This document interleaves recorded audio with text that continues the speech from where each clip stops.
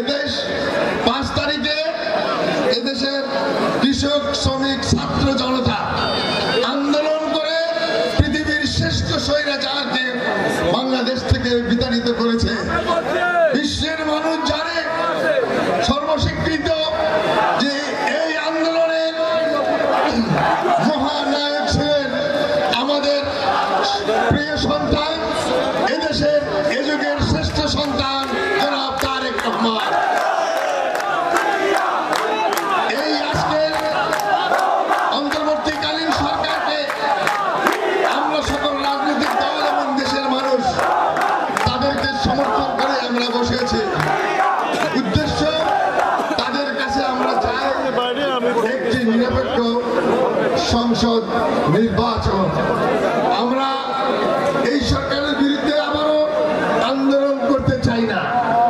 আমরা এই সরকার ফেল হোক, আমরা তাও চাই না।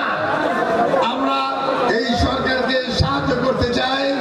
অবিলম্বে এই দেশে একটি জাতীয় সংসদ নির্বাচন প্রতিষ্ঠা লগ্নে যা কিছু করা দরকার আমাদের সাহায্য এবং সহযোগিতা থাকবে। দেশের রাজনৈতিক দল আরো 20টা তৈরি হতে পারে, এ নিয়ে বাংলাদেশ জাতীয়তাবাদী দলের কোনো মাথা ব্যথা নেই। আমরা শুনতে পাই নতুন দল হচ্ছে।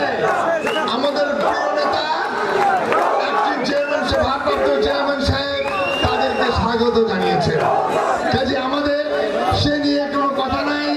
তবে আমরা হুঁশিয়ার করতে দিতে চাই যে প্রতিটি সরকারে কোন দোষর যদি